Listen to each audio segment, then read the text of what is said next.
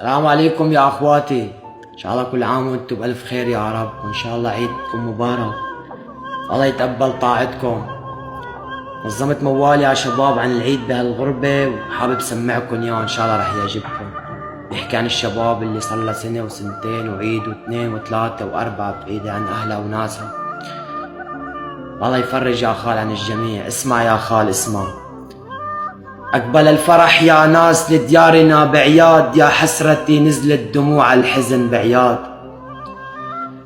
أقبل الفرح يا ناس لديارنا بعياد، يا حسرتي نزلت دموع الحزن بعياد. من يوم أفراق الأهل ما شفنا الفرح وعدت بالاسم أعياد.